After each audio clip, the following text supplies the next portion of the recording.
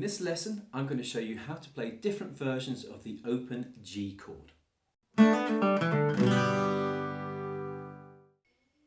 Hi, and welcome to Guitar for Beginners, and in this lesson we're going to look at the open G chord. For many beginners it can be quite difficult because it requires a bit of stretching. So we're going to look at some alternate fingerings today.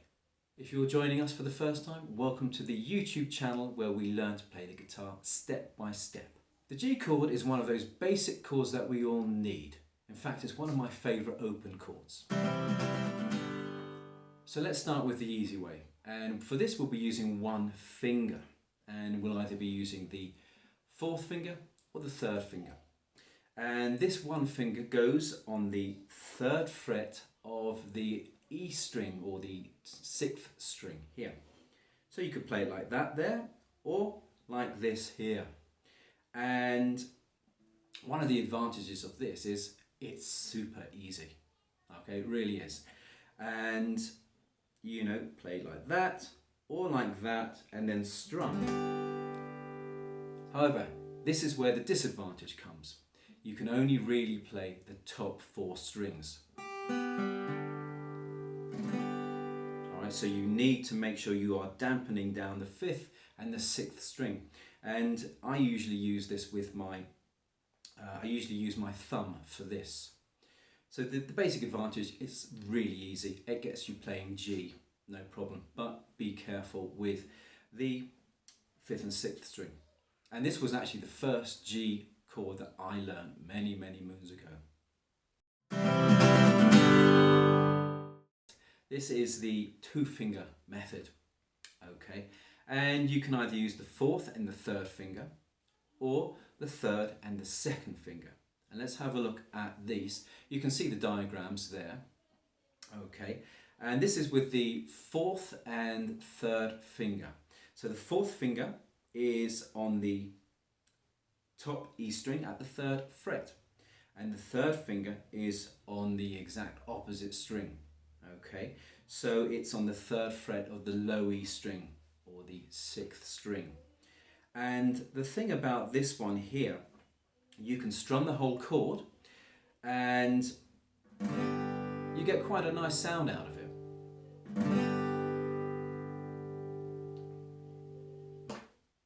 Of course you can also use, as I said before, you can use the third finger and the second finger. Now the third finger will go where the fourth finger was, the second finger will go where the third finger was. Okay, like so.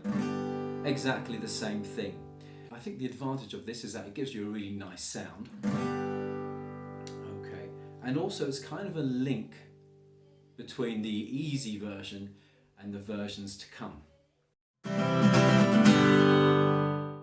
Okay, so those are the two easiest versions. If you're getting any value out of this, please hit the like button and subscribe for further videos like this. The next version is the version I like to use. And it uses the fourth finger, third finger and the second finger. And this one here with the fourth finger goes on the third fret of the top E string. The third finger goes on the opposite string, like we did with the previous version. But the second finger is going on the second fret of the A string. Okay, and we play all six strings.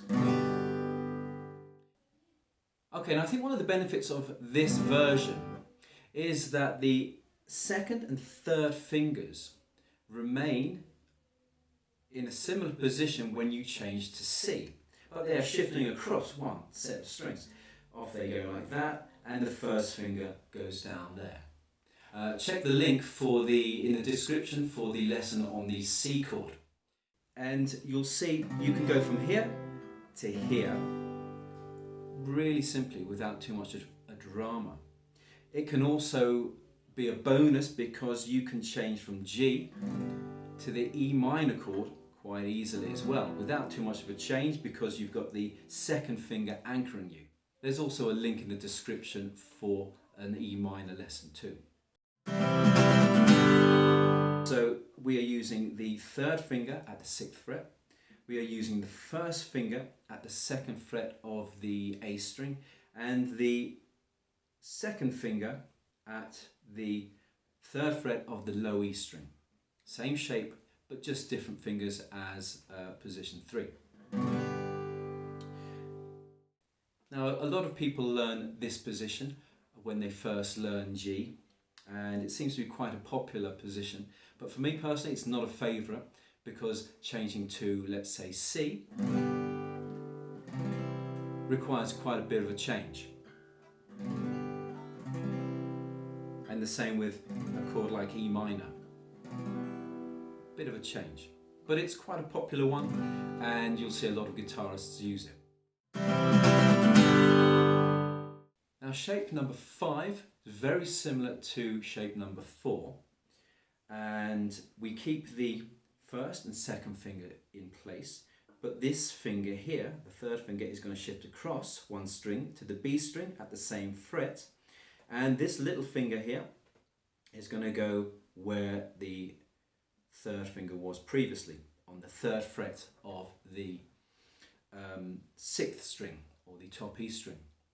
Okay, so this final position has its advantages, also its disadvantages. One of the disadvantages for me is that it is difficult to change from G to C or G to E minor, because it involves a lot of movement on the fingerboard. However, the advantage here though is it does make it easier to change from G to D. With the other finger positions, it's a lot difficult.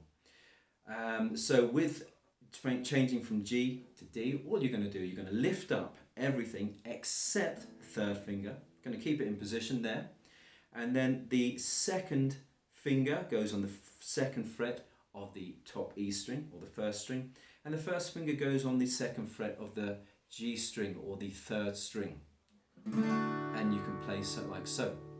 So it has its benefits.